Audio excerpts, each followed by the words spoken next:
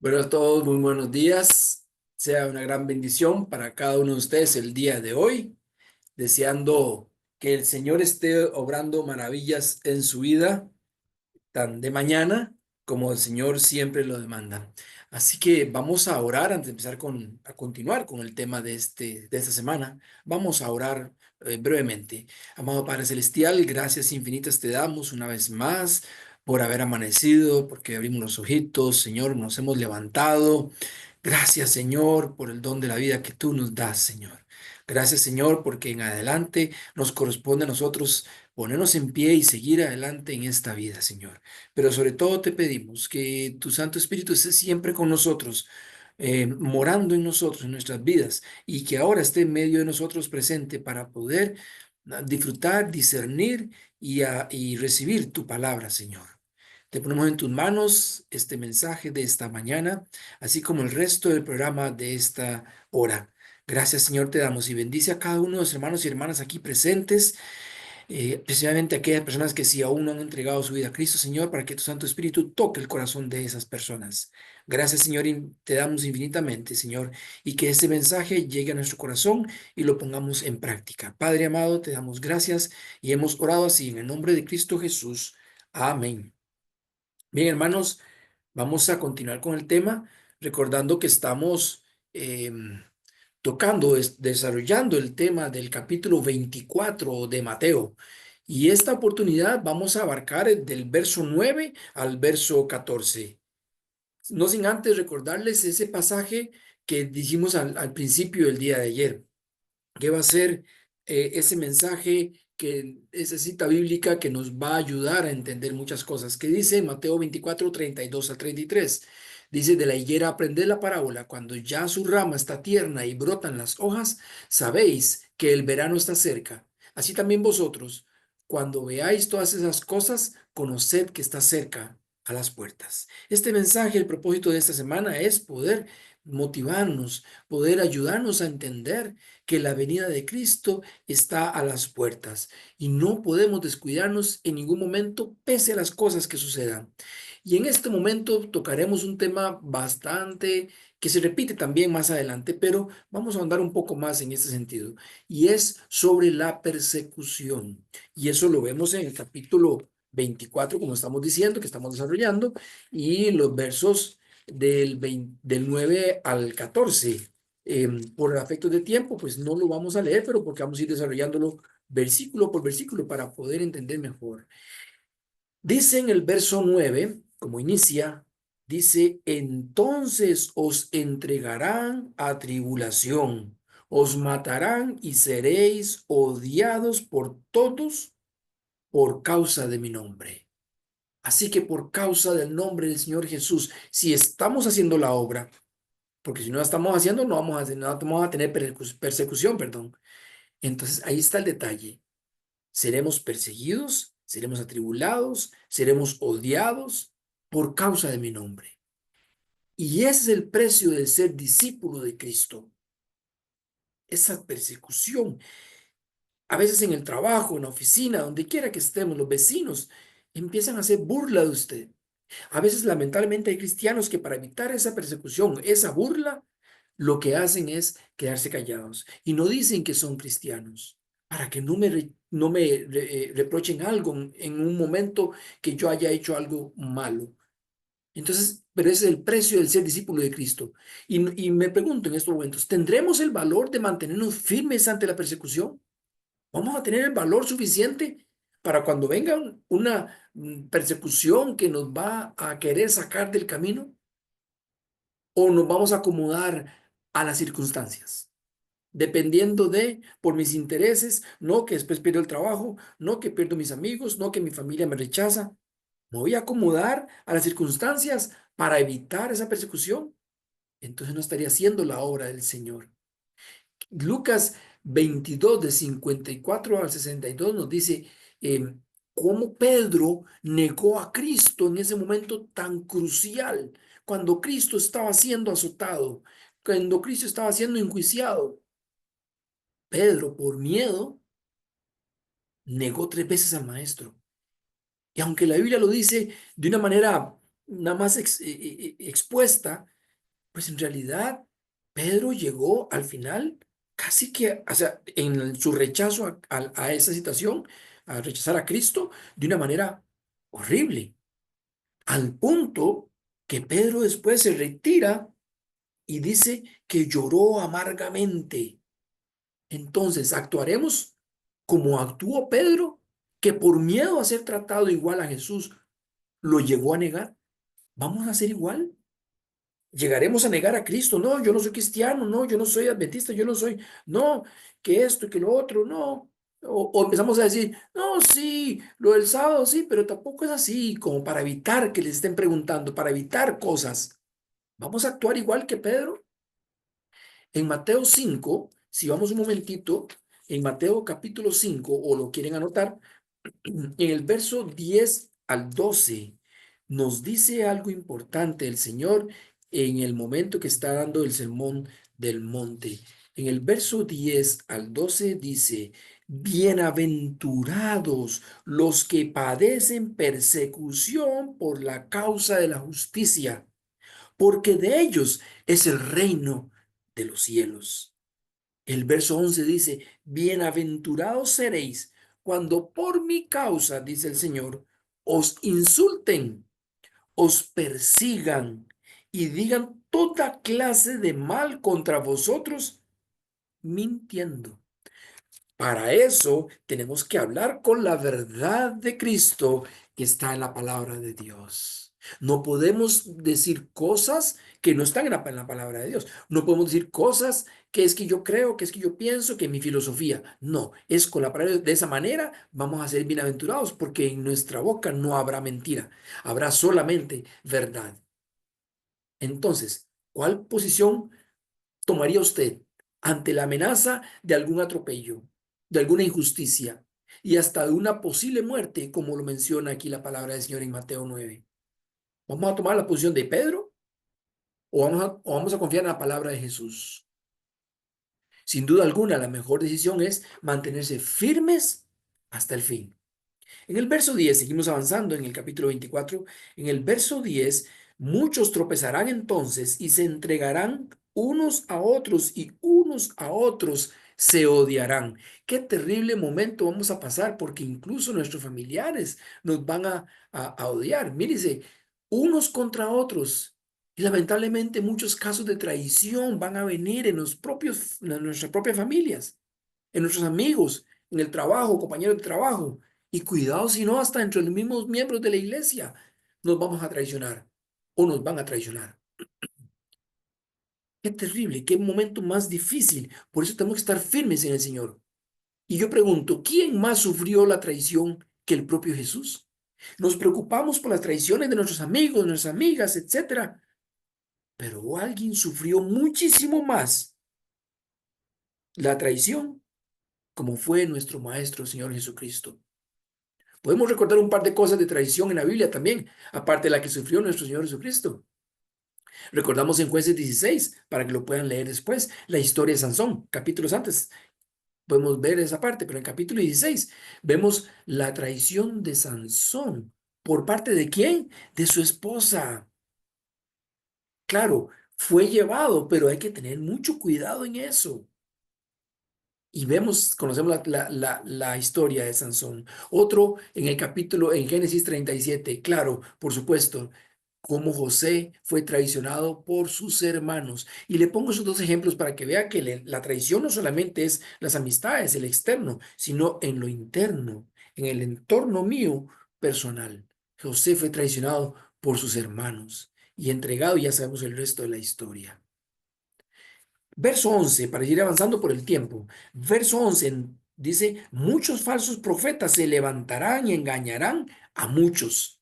Los falsos profetas siempre han existido y hay formas de probar la verdad, si la verdad que dice el profeta está en su boca. Una de las advertencias más relevantes que hace Jesús y posteriormente los apóstoles es precisamente de cuidarse de los falsos profetas. Nos dice constantemente, Jesús lo dice aquí, Pablo lo menciona, Pedro también lo menciona. Vemos, por ejemplo, en Mateo 7, del 15 al 20, esos lobos vestidos de piel de oveja. ¿Y quién más esos lobos vestidos de piel de oveja? Personas que están dentro de la iglesia, líderes que son lobos, pero están a su vez, pero se visten de oveja, pero en realidad son lobos y quieren hacernos daño. ¿Y cómo distinguirlos? Por algo muy interesante. Dice en este mismo capítulo, por sus frutos los conoceréis. Entonces, por los frutos de ellos conoceremos quién es verdadera oveja y quién es un verdadero lobo.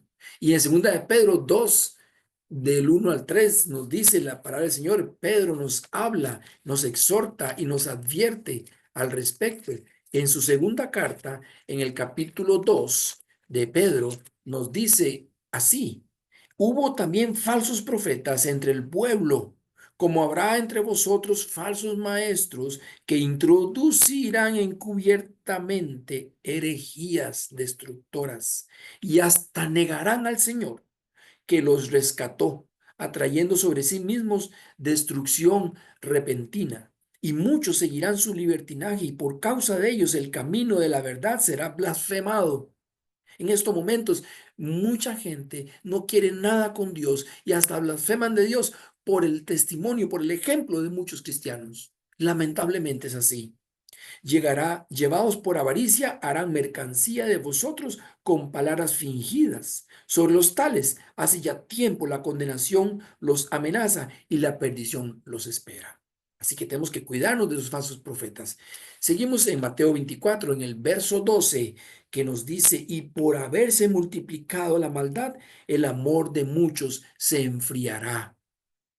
Qué terrible momento que muchas personas están alejando de esto. Hay muchas personas que son débiles en su fe, que miran al hombre, pero pierden la vista de Jesús. Por eso es que muchos se enfrían porque ponen su mirada en los hombres. Ay, ¿qué estás haciendo esto? Mira aquella lo que hizo. Mira este lo que está haciendo. Y perdemos la mirada en Cristo Jesús. Es el único. Y ese amor se va a enfriar. ¿Qué es lo que nos dice Apocalipsis 2?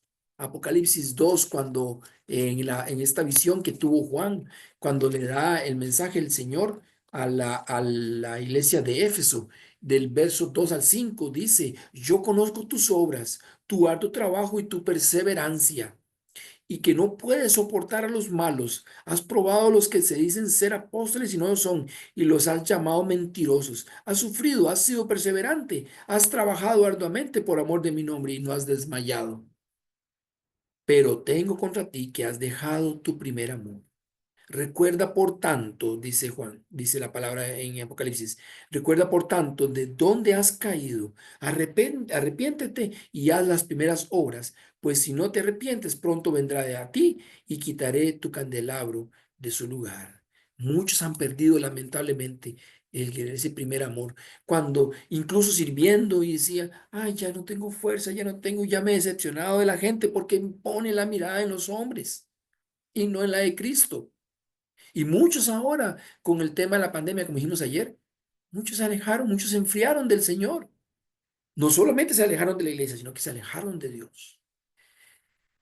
También nos dice en el verso 13, ya casi para ir finalizando, dice la perseverancia. En el verso 13 dice: pero el que persevere hasta el fin, ese será salvo. Hay que perseverar, hay que mantenernos firmes siempre. Mire, el diccionario de la lengua de Academia de la Lengua Española nos define perseverar como mantenerse constante en la prosecución de lo comenzado, en una actitud o en una opinión. Es mantenerse firmes, constantes, seguir adelante en esto que el Señor nos ha dado. El Señor nos protege, nos ayuda. El Espíritu Santo nos redarguye de pecado, tenemos que hacerle caso. También se traduce como paciencia esa palabra de perseverancia. Y así lo vemos, por ejemplo, en Romanos 5 3 al 5 y en Hebreos 10 35 al 39 sobre el tema de la paciencia, que es lo mismo. Y finalmente, en el capítulo, el verso 14 nos dice la palabra en Mateo: y será predicado este evangelio del reino en todo el mundo para testimonio a todas las naciones, y entonces vendrá el fin. Hay que predicar y testimoniar de Cristo. Debemos de predicar la palabra de Dios constantemente, de dar testimonio de Jesucristo a todas las personas, aunque quizás nos dé pena, aunque nos cueste, aunque usted diga, quizás es que yo no sé hablar. ¿Qué le pasó a Moisés? ¿Qué excusa le dio Moisés al Señor para no querer presentarse ante el faraón? Y lo vemos en Éxodo del capítulo 3 del verso 11 del capítulo 3 hasta el verso 17 del capítulo 4. Moisés le dijo al Señor, pero ¿quién soy yo, Señor? Tal, tal. Eso lo vemos en el capítulo 3 verso 11 y 12. Otra excusa, ¿cuál es tu nombre, Señor? Lo vemos en el verso 13. Otra excusa, es que no me van a creer. Eso está en el capítulo 4 verso 1. En el capítulo 4 verso 10 dice, no soy hombre fácil, de fácil palabra. Y la última excusa de Moisés, envía a cualquier otro, a mí no me envíes, envía a otro. Eso está en el verso 13 del capítulo 4. Vemos las excusas y tal vez nos comportamos igual en las mismas excusas que Moisés. Y acerca del testimonio, no se trata de enfocarse en mi vida. El testimonio que yo voy a dar no es sobre mi vida, es lo que Cristo, es tratar de testimoniar de Jesús, el único que nos puede salvar de lo que Cristo ha hecho en mi vida, sí, pero sigue siendo Cristo. Tenemos que ser cristocéntricos en el mensaje. Solo Cristo salva. Y lo dice claramente en la primera carta de Juan, en el verso 11 y 12. La primera carta de Juan, en el capítulo 5 verso 11 y 12. Primera carta de Juan, capítulo 5 verso 11 y 12. Y este es el testimonio, que Dios nos ha dado vida eterna. Y esta vida está en su Hijo. El que tiene al Hijo tiene la vida. El que no tiene al Hijo de Dios no tiene la vida. Ese es el testimonio que tenemos que dar, que hay vida eterna. Y si yo acepté al Señor siendo como era antes y ahora soy otra persona, ese es el testimonio de vida de que Cristo cambió mi vida. Y también Cristo puede cambiar la vida tuya. Para concluir, en este maravilloso también libro que se llama El Evangelismo, en la página 270, nos dice claramente al respecto el Señor. Nos dice, siempre es difícil mantener firme hasta el fin la misma confianza que tuvimos al comienzo, y la dificultad aumenta cuando hay influencias ocultas que actúan constantemente para introducir otro espíritu, un elemento que contrarresta y que impulsa hacia el lado de Satanás. Debido a la falta de persecución, han ingresado en nuestras filas personas que aparentan estar firmes y tener un cristianismo incuestionable, pero quienes, si la persecución surgiera, se apartarían de nosotros. Durante la crisis considerarían de valor razonamientos engañosos que han influido en sus mentes. Satanás ha preparado diversas trampas para atrapar mentalidades diferentes. Cuando se anule la vigencia de la ley de Dios, la iglesia será zarandeada por terribles pruebas y una parte más grande de sus miembros que las que ahora podríamos anticipar, irá en pos de espíritus seductores y de doctrinas de demonios. Muchas personas, en lugar de fortalecerse cuando encuentran dificultades, demuestran que no son sarmientos vivos de la vid verdadera, no llevan fruto y el viñador los corta. Qué terrible, señores, hermanos y hermanas. Tenemos que estar listos, tenemos que estar prestos a su palabra. Y nos dice finalmente, los dejo con esta palabra de reflexión en Romanos, en la carta de Pablo a los Romanos, en el capítulo 8, Romanos capítulo 8, en el verso 35 al 39, nos dice finalmente la palabra del Señor. Y con esto los dejo en el corazón para reflexionar el resto del día. ¿Quién nos separará del amor de Cristo? ¿Tribulación? ¿Angustia? ¿Persecución? ¿Hambre? ¿Desnudez? ¿Peligro o espada? Como está escrito, por causa de ti somos muertos todo el tiempo, somos contados como ovejas de mataderos. Antes en todas estas cosas somos más que vencedores, hermanos, por medio de aquel que nos amó. Por lo tanto, dice el Señor, estoy seguro que ni la muerte, ni la vida, ni ángeles, ni principados, ni potestades, ni lo presente ni lo porvenir, ni lo alto ni lo profundo, ni ninguna otra cosa creada nos podrá separar del amor de Dios que es en Cristo Jesús, Señor nuestro. Que nada nos separe del amor de Dios, que nada nos separe de este compromiso de servir al Señor, de ese compromiso de llevar palabra de vida para vida eterna. Vamos a orar, hermanos.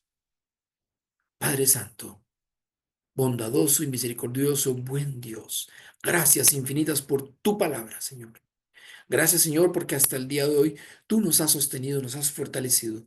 Te suplicamos, Señor, que sabemos que vendrán momentos difíciles de prueba, quizás estamos viviéndolas, pero son pequeñas pruebas, son un pequeño tiempo de angustia, pero vendrá un tiempo más grande, Señor, en que todo esto se va a poner peor.